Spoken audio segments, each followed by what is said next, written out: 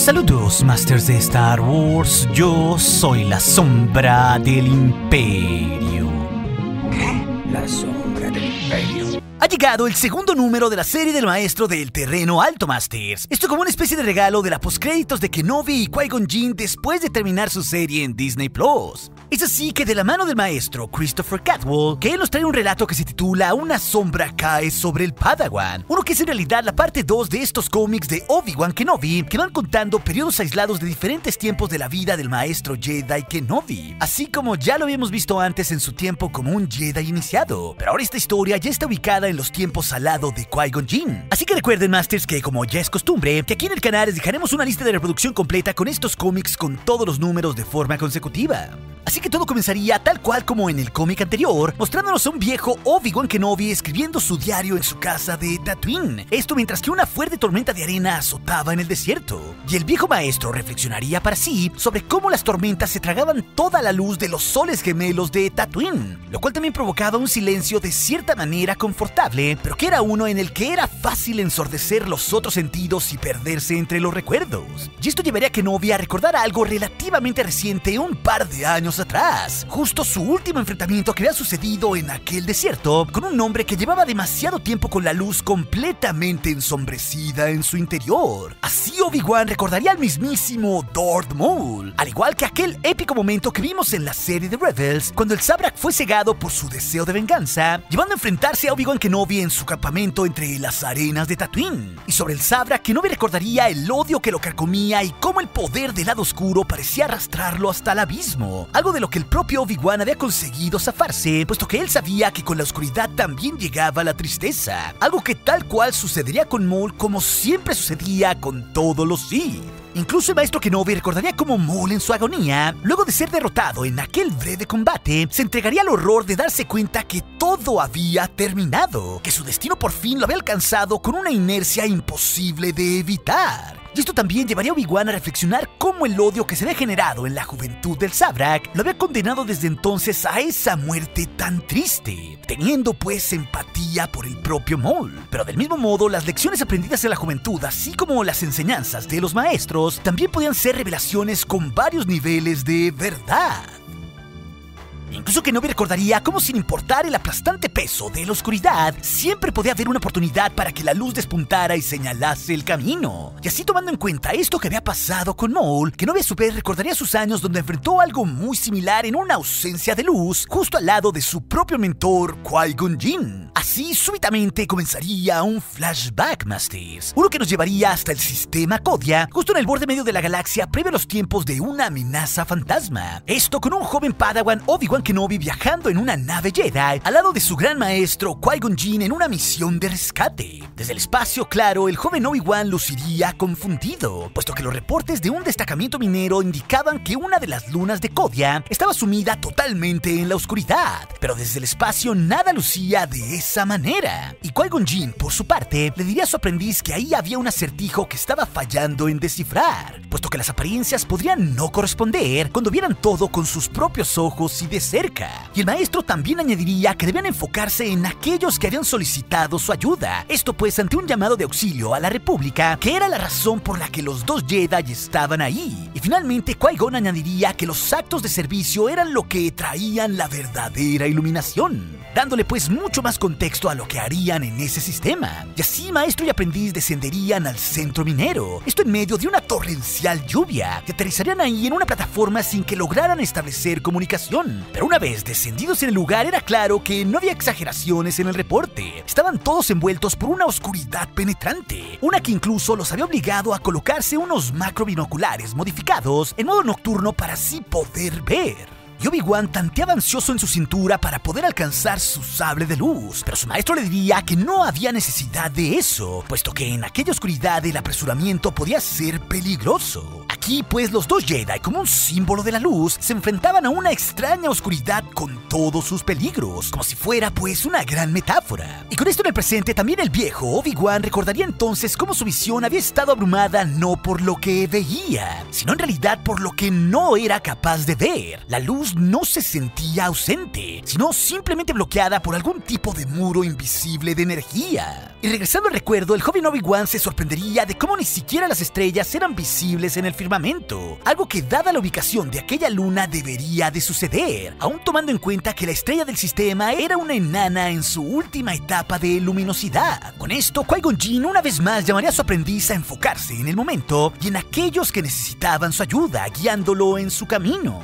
Y esto llevaría al viejo Kenobi a recordar cómo, aunque su maestro no se apegaba a la tradición Jedi, sí poseía un único sentido de exactitud y de concentración según se requería en el momento. Y también pensaría cómo al tener a la fuerza como su aliado, esto le permitía encontrar a Jinn tranquilidad en momentos tan inquietantes como aquel que había vivido en la oscuridad en esa segunda luna de Kodia. Ni siquiera pues el joven Kenobi había percibido miedo dentro de Qui-Gon Jinn. Y de hecho, el viejo Kenobi haría referencia a que jamás había sentido el miedo alguna vez dentro del propio Qui-Gon Jinn. Así, dócilmente, el joven Obi-Wan respondería a su maestro que se concentraría. Y una vez dentro de la instalación minera, el aprendiz detectaría en las paredes un rastro copioso de sangre, como si un herido grave hubiera pasado por ahí hacía poco tiempo. Entonces, Qui-Gon Jinn le diría que era el momento de encender sus sables de luz. Y al hacerlo, Obi-Wan notaría que los plasmas azul y verdes en realidad no eran intensos como de costumbre, como si ambas espadas se vieran afectadas por la misma energía que bloqueaba la luz. Y el aprendiz preguntaría a su maestro por aquello, cuando súbitamente un grito de dolor los interrumpiría.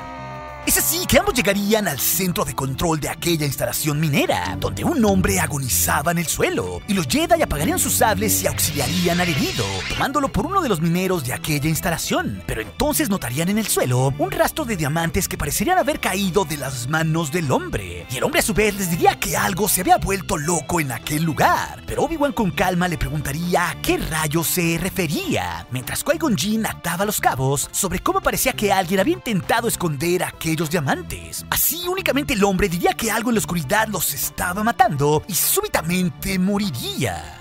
Y el viejo Kenobi, en su diario, explicaría en torno a aquel recuerdo cómo aquella segunda luna tenía un depósito masivo de diamantes y que quizás el exceso de codicia con el que se había explotado aquel recurso justamente había provocado muchos peligros para los mineros, unos que aún no estaban seguros de qué rayos eran. Así más tarde, Qui-Gon Jinn, enfocado en el momento presente en el flashback, le diría a Kenobi que la prioridad era encontrar los controles de energía de aquella instalación para poder regresarla a la normalidad.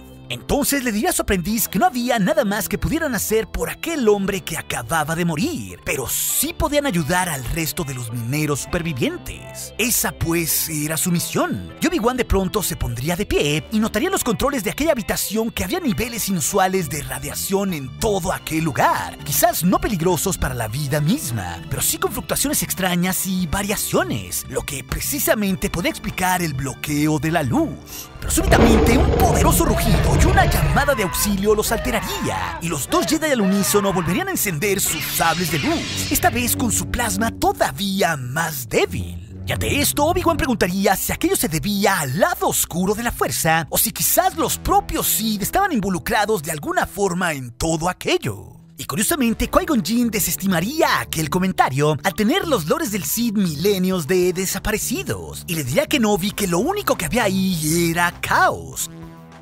Y esto a su vez llevaría al viejo Obi-Wan a lamentarse de que si tan solo hubieran sabido en ese momento que Kenobi no estaba del todo equivocado, en lugar de descubrirlo más tarde en Tatooine cuando Maul había atacado a Qui-Gon Jinn como lo vimos en la amenaza fantasma, Kenobi pues justo con esto se preguntaría si quizás algo hubiera sido diferente de haber sabido antes la venida de los Sith.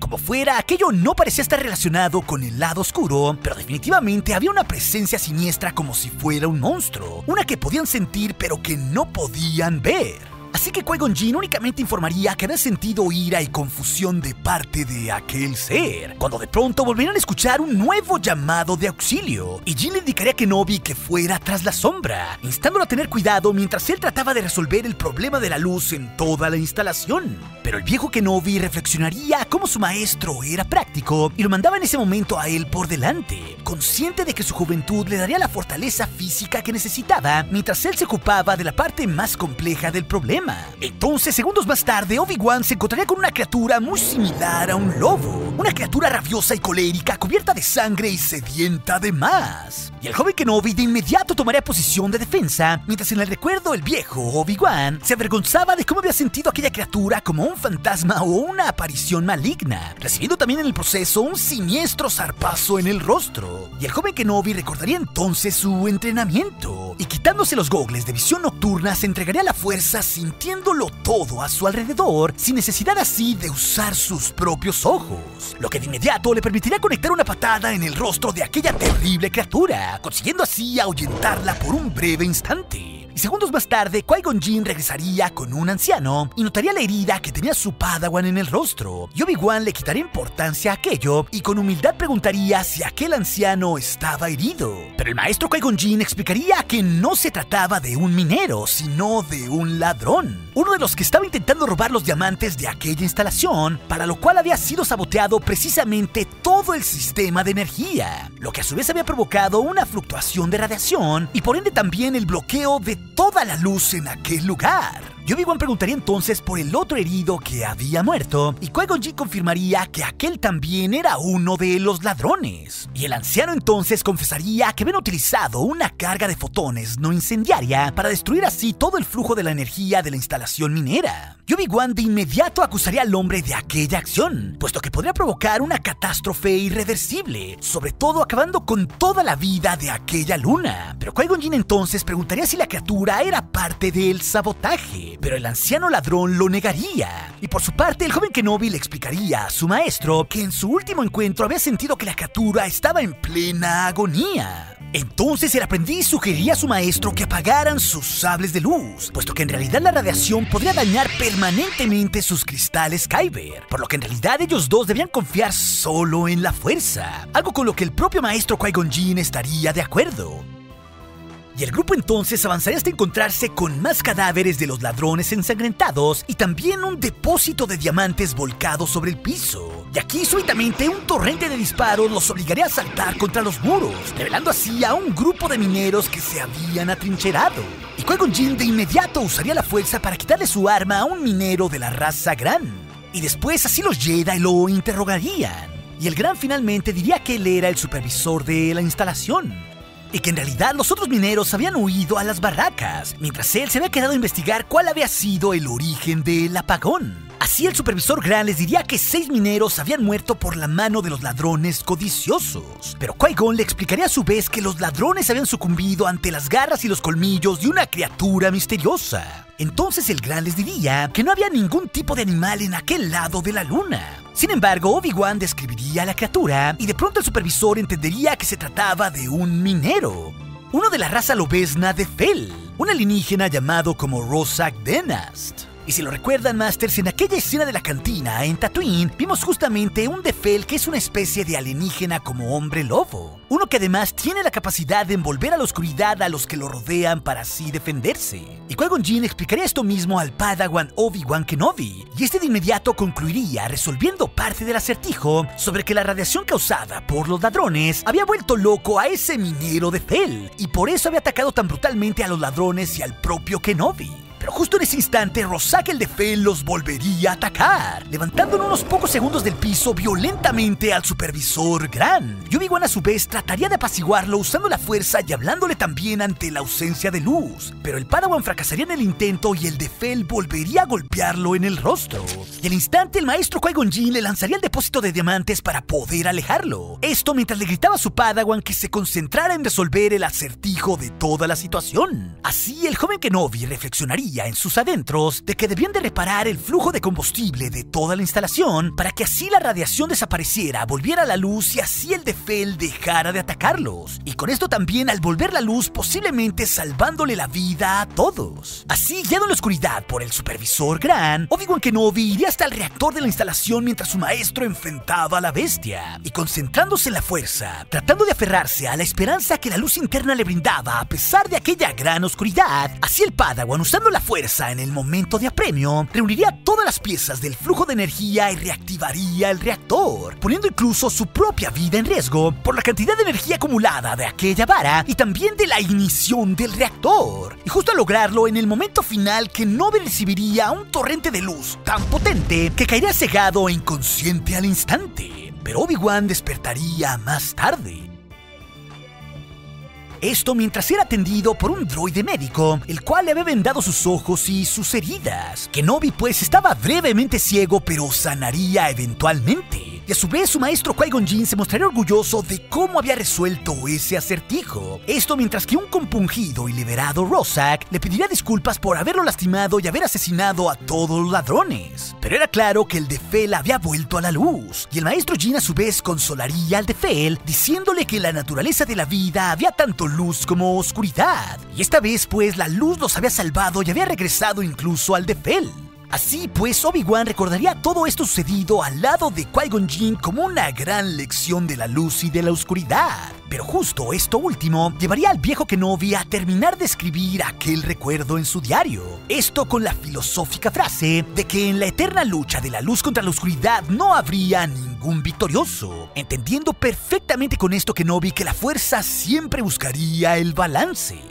Y así finalmente, con una imagen del general Kenobi de la época de la Guerra de los Clones y también con una promesa de ver a su escuadrón encabezado por el propio Cody en el siguiente número, nos dejaría así este intenso relato, Masters. Pero si también les interesa ver cómo Obi-Wan recordó sus tiempos como un Padawan Jedi, esa historia se les dejaré aquí en las pantallas finales junto con otras. Y recuerde, nuestro aliado es la fuerza y un poderoso aliado es. Hasta aquí su amigo, la sombra del Imperio.